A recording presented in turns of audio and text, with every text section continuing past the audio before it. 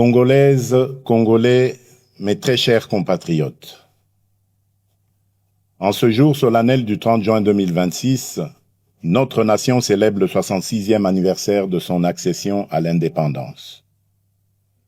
66 ans se sont écoulés depuis ce jour historique où le peuple congolais, après de longues années de domination coloniale, s'est levé dans sa dignité pour affirmer devant le monde son droit inaliénable à la liberté, à l'autodétermination et à la maîtrise de son destin. Le 30 juin n'est donc pas une simple date de notre calendrier républicain. Il est à la fois une mémoire, une promesse et une responsabilité. Il est la mémoire de celles et ceux qui, par leur courage et leur sacrifice, ont ouvert le chemin de notre liberté. Pour eux, l'unité, la dignité et la souveraineté du peuple congolais avaient plus de valeur que leur propre vie.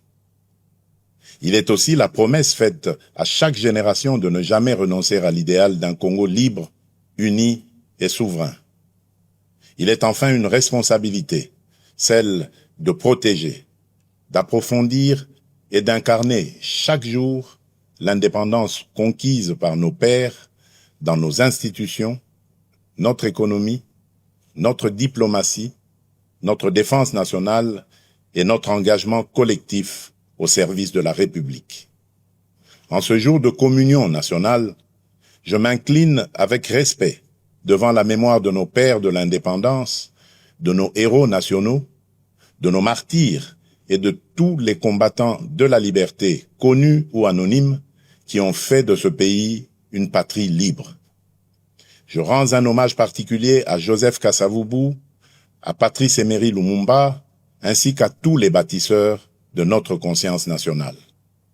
Je rends également hommage à toutes les femmes et à tous les hommes qui, dans nos villages, nos villes, nos écoles, nos églises, nos administrations, nos mines, nos champs, nos marchés, nos entreprises et nos familles, continuent chaque jour par leur travail, leur courage et leur résilience de porter la République à bout de bras. Mes très chers compatriotes, cette année encore, notre fête nationale intervient dans un contexte grave. À l'est de notre pays, nos compatriotes continuent de subir les conséquences douloureuses de l'agression, de l'activisme des groupes armés, du terrorisme, des violences contre les civils, des déplacements forcés, des pillages, des prédations économiques et des violations répétées du droit international. Je pense en cet instant à nos frères et sœurs du Nord Kivu, du Sud Kivu, de l'Ituri, du Tanganyika, du Maniema et de toutes les zones meurtries par l'insécurité. Je pense aux familles endeuillées, aux déplacés contraints de vivre loin de leurs terres, aux femmes victimes de violences, aux enfants privés d'école, aux paysans privés de leurs champs, aux commerçants privés de leurs activités et aux jeunes privés de perspectives par la guerre et la peur. À chacun d'entre eux, je veux redire, au nom de la nation tout entière, vous n'êtes pas oubliés. Votre douleur est celle de toute la République et votre sécurité demeure une priorité absolue de mon action. Je rends un hommage solennel à nos forces armées, à notre police nationale, à nos services de sécurité ainsi qu'aux résistants patriotes Wazalendo engagés dans le cadre légal de la défense de la patrie. À vous qui tenez les lignes, qui défendez nos frontières et qui protégez nos populations, la nation reconnaissante vous dit merci. Votre courage est le rempart de notre souveraineté et votre engagement restera inscrit dans la mémoire de la République.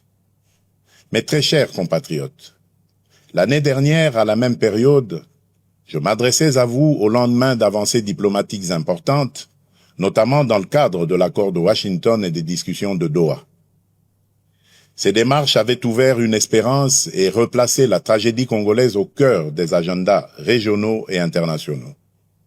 Elles ont surtout consacré une vérité essentielle: aucune paix durable dans la région des Grands Lacs ne peut se bâtir contre la souveraineté de la République démocratique du Congo, ni au détriment de la dignité de son peuple.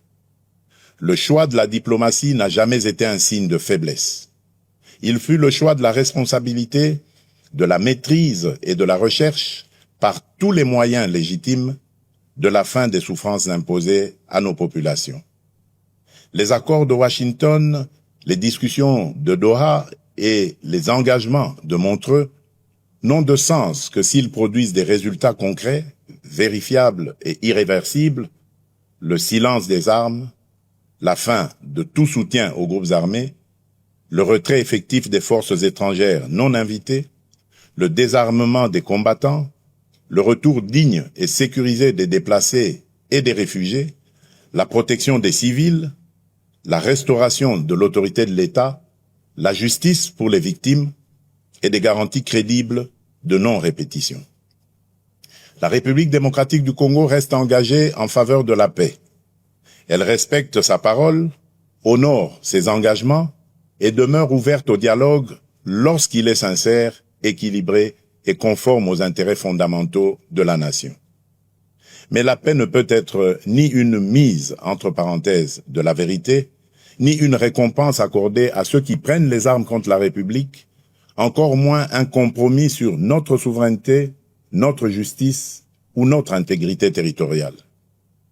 La paix que nous recherchons est une paix juste, une paix qui respecte les frontières, restaure l'autorité de l'État, sanctionne les crimes et transforme nos ressources naturelles en instruments de développement et non en carburant de guerre. C'est cette paix-là que nous voulons, cette paix-là que nous défendrons. Je remercie nos partenaires qui accompagnent ces efforts, notamment les États-Unis d'Amérique, l'État du Qatar, l'Union africaine, l'Union européenne, les Nations unies, la SADC, l'EAC, la CIRGL, ainsi que tous les pays amis engagés en faveur de la paix dans notre région. La République démocratique du Congo ne sera plus réduite à l'image d'un pays que l'on convoite, que l'on pille ou que l'on déstabilise. J'en ai fait le serment devant la nation. Et depuis mon accession à la magistrature suprême, je travaille à faire reconnaître notre pays pour ce qu'il est véritablement appelé à devenir, c'est-à-dire un pilier de paix, de croissance, de transition énergétique, de stabilité régionale et de prospérité partagée en Afrique et dans le monde. Le regard porté sur notre pays est d'ailleurs en train de changer. La République démocratique du Congo n'est plus seulement perçue comme un territoire de crise, elle est désormais identifiée comme un pays solution, grâce notamment à nos minerais critiques, le cobalt, le cuivre, le coltan, le lithium, qui participent déjà à façonner l'avenir du monde et confèrent à notre pays un levier historique de repositionnement et de transformation. C'est dans cette perspective que s'inscrit le partenariat stratégique que nous construisons avec les États-Unis d'Amérique ainsi que ceux que nous entendons nouer avec nos autres partenaires. Tous doivent répondre à une exigence claire, servir les intérêts fondamentaux du peuple congolais, renforcer notre souveraineté, soutenir la paix, favoriser la transformation locale, sécuriser les chaînes de valeur et créer des emplois durables pour notre jeunesse. Le temps où nos minerais étaient extraits chez nous, exportés à l'état brut, valorisés ailleurs, puis revendus au monde pendant que nos populations demeuraient dans la pauvreté, appartient désormais au passé. C'est dans cette même perspective que la République démocratique du Congo assume la présidence de la Conférence internationale sur la région des Grands Lacs, la CIRGL, avec l'ambition d'en faire un cadre plus utile, plus responsable et plus efficace au service de la paix, de la sécurité, de la stabilité et du développement partagé. Nous y défendons des principes clairs de respect de l'intégrité territoriale des États, de non-ingérence, de lutte contre l'exploitation illégale des ressources naturelles, d'intégration économique, de sécurité collective et de responsabilité face aux engagements pris.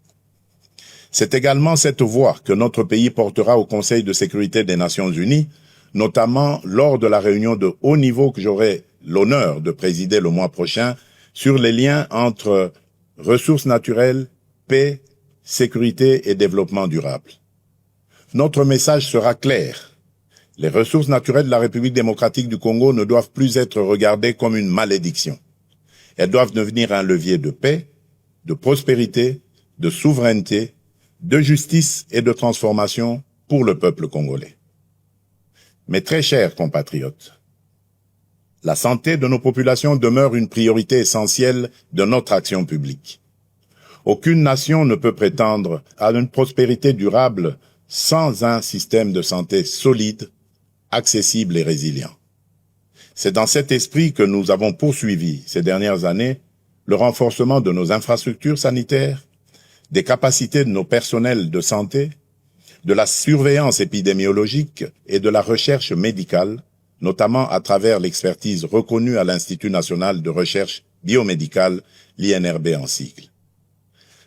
Alors que ces efforts se poursuivent, notre pays fait face à une nouvelle épreuve sanitaire, la résurgence de l'épidémie de maladie à virus Ebola causée par la souche Bundibugyo. Cette nouvelle flambée épidémique touche principalement les zones de santé de Rwampara, Mongwalu et Bunia dans la province de l'Ituri. En ces circonstances douloureuses, j'adresse d'abord la compassion de la nation aux familles qui ont perdu un être cher, ainsi qu'à toutes les personnes touchées par cette épreuve. Face à cette menace, les mécanismes de riposte ont été rapidement activés. Fort de l'expérience acquise lors des précédentes flambées d'Ebola, notre pays dispose aujourd'hui de capacités renforcées pour prévenir, détecter, isoler, prendre en charge et protéger nos populations. Un plan global de riposte budgétisé à 319 millions de dollars américains a été élaboré. Les premiers moyens nécessaires ont été mobilisés en urgence par le gouvernement afin d'appuyer les opérations sur le terrain, limiter la propagation de la maladie et sauver le plus grand nombre de vies possible. Je veux ici saluer le courage et le professionnalisme de nos médecins, chercheurs, infirmiers, techniciens de laboratoire, agents de santé communautaires, équipes de surveillance, autorités provinciales, autorités coutumières, partenaires techniques et financiers, ainsi que des communautés locales engagées dans cette riposte. Dans des conditions souvent difficiles, parfois au contact même direct du danger, ces femmes et ces hommes protègent des vies, rassurent les familles, accompagnent les malades et renforcent la résilience de notre système de santé. Ils méritent la reconnaissance de toute la nation. J'appelle nos compatriotes vivant dans les zones concernées, ainsi que l'ensemble de la population, à demeurer vigilants, responsables et disciplinés. Ebola n'est ni une rumeur, ni une honte. C'est une urgence sanitaire qui exige responsabilité, solidarité et vérité. Je demande à chacune et à chacun de respecter les consignes des autorités sanitaires, d'observer les mesures d'hygiène, de signaler immédiatement tout cas suspect, d'éviter les pratiques à risque et de ne pas céder à la désinformation. Dans cette épreuve, notre force résidera dans la confiance, la discipline collective, la solidarité nationale et la capacité de l'État à agir rapidement, efficacement et au plus près des populations. Mes très chers compatriotes, en ce jour particulier, je voudrais m'adresser à toutes les Congolaises et à tous les Congolais au-delà des convictions, des sensibilités et des appartenances politiques. Notre pays traverse des débats politiques importants. Cela est normal dans une démocratie vivante. Le débat est légitime, le désaccord est naturel, la contradiction est utile lorsqu'il s'exprime dans le respect de la République, de ses institutions, de ses lois et de l'intérêt supérieur de la nation. Je veux cependant rappeler un principe essentiel: aucune ambition personnelle ou partisane ne vaut plus que la paix de tous. Aucune divergence politique ne doit être plus forte que l'unité de la République. Aucune stratégie de conquête ou de contestation du pouvoir ne doit fragiliser la souveraineté du peuple congolais. J'entends les discussions suscitées autour de la Constitution et des réformes institutionnelles. Dans une démocratie, aucune question d'intérêt national ne doit être confisquée ni interdite de réflexion. Mais dans le même temps, aucun débat touchant au pacte fondamental de la nation ne peut être conduit dans la précipitation, la manipulation ou l'obsession politicienne. La Constitution n'est ni un instrument de circonstance, ni un objet de convenance. Elle organise notre vie commune, garantit l'équilibre de nos institutions, consacre les droits du peuple et protège la stabilité de la République. En débattre exige donc sérénité, rigueur, transparence et sens élevé de l'intérêt général.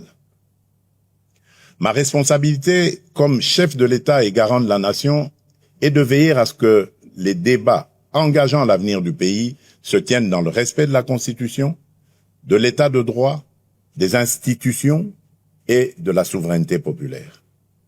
Elle est aussi d'écouter, d'apaiser, de clarifier et, lorsque cela s'impose, de rechercher les voies d'un consensus national responsable. S'agissant de la loi référendaire adoptée par les deux chambres du Parlement, je tiens à rappeler qu'elle relève du fonctionnement normal de nos institutions et du principe de séparation des pouvoirs. Dans une république démocratique, le Parlement débat, délibère et légifère. Le président de la République, garant du bon fonctionnement des institutions, exerce les prérogatives que lui confère la Constitution. Les juridictions compétentes, quant à elles, veillent au respect de l'ordre constitutionnel et de l'état de droit. C'est dans cet esprit de coopération interinstitutionnelle et de respect de l'état de droit que j'ai déféré cette loi à la Cour constitutionnelle aux fins d'examen de sa constitutionnalité avant sa promulgation éventuelle conformément à l'article 160 alinéa 3 de notre Constitution. Cette démarche procède d'une conviction républicaine profonde. Dans une démocratie, aucune décision, aussi importante soit-elle, ne saurait s'affranchir des règles, des procédures et des garanties que nous impose la loi fondamentale. La République ne ferme pas la porte à aucun de ses enfants d'ailleurs, dès lors qu'ils choisissent la voie de la paix, du dialogue, du respect des institutions et de la loyauté envers la nation. Mais le dialogue ne peut être détourné de son sens. Il ne saurait devenir un instrument de pression, de contournement des institutions ou de remise en cause de la volonté du peuple telle qu'elle s'exprime conformément à la Constitution et aux lois de la République. Le peuple congolais est le seul souverain. Nul ne peut parler durablement au nom de la nation contre la nation elle-même. Nul ne peut prétendre défendre la démocratie tout en refusant les principes qui la fondent, à savoir le débat libre, le respect des institutions, la séparation des pouvoirs, la souveraineté populaire et la responsabilité devant le peuple. À ce stade, je voudrais surtout insister sur un point avec la plus grande fermeté: le recours à la violence, aux armes, à la haine, à la désinformation ou à toute forme d'atteinte à notre souveraineté et à notre intégrité territoriale ne saurait constituer un mode d'expression politique. Il ne peut en aucun cas ouvrir un droit particulier à la négociation, ni placer ceux qui menacent la République au-dessus de ceux qui respectent ses lois. Nous pouvons débattre, diverger et nous opposer dans le cadre républicain. Mais nous n'avons pas le droit d'affaiblir la nation au moment où elle fait face à des menaces existentielles. Face aux défis qui pèsent sur notre pays, l'unité nationale n'est pas une option, elle est une exigence historique, elle est un impératif absolu. J'appelle donc les acteurs politiques, de la majorité comme de l'opposition, les responsables sociaux, religieux, économiques, médiatiques et associatifs, ainsi que l'ensemble de la société civile, à faire preuve de hauteur, de retenue et de responsabilité. Mes très chers compatriotes, au milieu des épreuves que traverse notre nation, cette année nous aura également offert un puissant motif de fierté collective. Nos léopards viennent d'écrire une page historique du football congolais. 52 ans après notre dernière participation à une Coupe du Monde, ils ont non seulement ramené la République démocratique du Congo sur la scène mondiale, mais ils viennent aussi de franchir, avec courage et panache, un cap inédit de notre histoire sportive. Par leur brillante victoire face à l'Ouzbékistan, sur le score de 3-1, nos léopards se sont qualifiés pour la phase à élimination directe, offrant à notre peuple une joie immense, une émotion rare et une fierté qui dépasse le seul cadre du sport. Au-delà du résultat, cette victoire porte une signification profonde. Elle nous rappelle qu'aucun objectif n'est hors de portée lorsque la discipline, le travail, la solidarité et la foi en nos propres forces se conjuguent. Pendant plusieurs semaines, nos différences se sont effacées derrière un même drapeau. Le Nord et le Sud, l'Est et l'Ouest, les Congolais de l'intérieur comme ceux de la diaspora ont vibré d'un même cœur, dans une même ferveur et avec une même fierté. Voilà l'image du Congo que nous devons préserver et faire grandir. Un Congo uni, ambitieux, résilient et déterminé à tenir son rang parmi les nations. Par leur courage, leur combativité et leur attachement au maillot national, nos léopards ont rappelé au monde que la République démocratique du Congo ne se résume pas à ses crises. Le Congo, c'est aussi le talent, l'audace, la discipline, la résilience et cette capacité de croire jusqu'au bout, même lorsque le chemin semble difficile. J'adresse, au nom de la nation, mes chaleureuses félicitations aux joueurs, au staff technique, aux dirigeants sportifs, à la fédération, aux supporters, ainsi qu'à toute la jeunesse congolaise qui s'est reconnue dans cette magnifique aventure. À nos léopards, qui s'apprêtent désormais à défier l'Angleterre en 16e de finale, je veux adresser un message simple. Entrez sur le terrain avec la sérénité de ceux qui ont déjà honoré la nation, mais aussi avec l'audace de ceux qui savent que l'histoire n'a pas encore livré son dernier mot. Jouez avec discipline, courage, intelligence et surtout sans regret. Vous avez déjà fait battre le cœur des Congolaises et des Congolais. Vous avez déjà rendu tout un peuple fier. Mais nous continuons à croire en vous et en votre capacité à aller plus loin, à surprendre encore, à faire reculer les limites du possible et à écrire sous nos couleurs une nouvelle page de notre grandeur nationale. Quelle que soit l'adversité, la République démocratique du Congo vous accompagnera de sa ferveur, de ses prières et de son soutien indéfectible. Entrez sur le terrain avec la force de tout un peuple uni derrière vous. Le sport est une école de discipline, de cohésion, d'effort et de patriotisme. L'esprit des léopards doit inspirer la nation entière. Rester unis, défendre nos couleurs, croire en nos forces et combattre chacun à sa place pour l'honneur et la grandeur de la République. Dans le même élan, je rends hommage à nos artistes, nos scientifiques, nos chercheurs, nos entrepreneurs, nos créateurs ainsi qu'à toutes les femmes et à tous les hommes qui, par leur talent, leur travail et leur excellence, contribuent au rayonnement de la République démocratique du Congo à travers le monde. Mes très chers compatriotes, 66 ans après l'indépendance, la République démocratique du Congo demeure debout. Debout malgré les guerres, les convoitises, les blessures de l'histoire et les épreuves traversées. Debout surtout parce que son peuple n'a jamais cessé de croire en lui-même, en sa dignité et en son destin. Cette force intérieure, cette capacité à résister et à se relever constitue l'une des plus grandes richesses de notre nation. Et aujourd'hui, plus que jamais, notre responsabilité est d'aller plus loin. L'indépendance politique fut une conquête historique. Notre devoir désormais est d'en faire une souveraineté pleinement vécue, concrète et irréversible.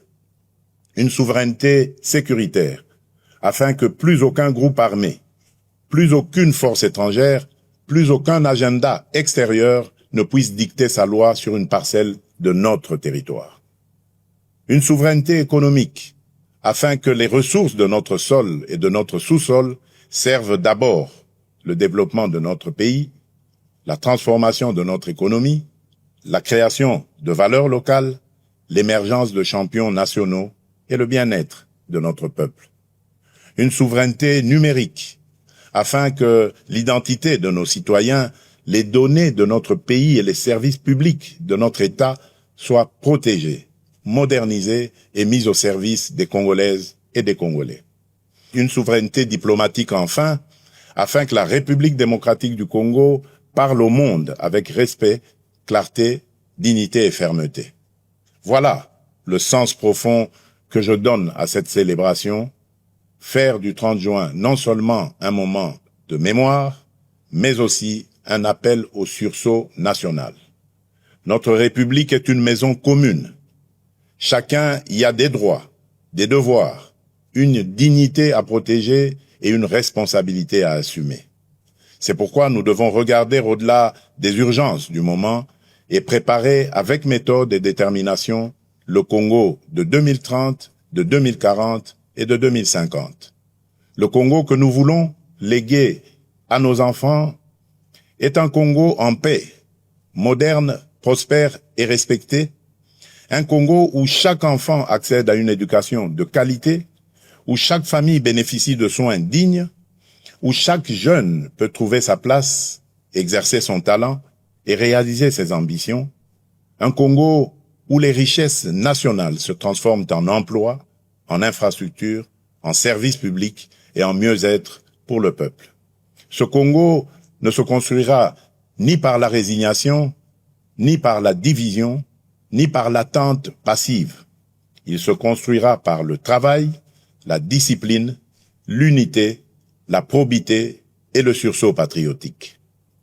Chaque Congolaise et chaque Congolais a une part à prendre dans cette œuvre nationale. L'enseignant qui forme avec conscience, le soldat qui protège avec honneur, le policier qui sécurise sans abuser, le médecin qui soigne avec dévouement, le fonctionnaire qui sert avec probité, le magistrat qui rend justice avec indépendance, l'entrepreneur qui crée des emplois, le jeune qui innove, les parents qui éduquent dans les valeurs, le citoyen qui respecte la loi et protège le bien public, la diaspora qui investit, transmet et valorise le pays. Comme le rappelait Nelson Mandela, avec la liberté viennent les responsabilités. Notre indépendance nous a donné une nation à aimer. Elle nous confie aussi une république à servir, à protéger et à élever. Car le patriotisme n'est pas seulement un sentiment. Il est une conduite, une discipline, une manière de servir, de protéger, de respecter et d'élever la nation. En ce 30 juin, levons-nous avec confiance, courage et amour pour la patrie. Unis dans la vérité, fermes dans la souveraineté, responsables dans l'action, solidaires dans l'effort, confiants dans l'avenir. Bonne fête de l'indépendance à toutes et à tous. Que Dieu bénisse la République démocratique du Congo, son peuple et tous ceux qui l'ont choisi comme pays de résidence. Je vous remercie.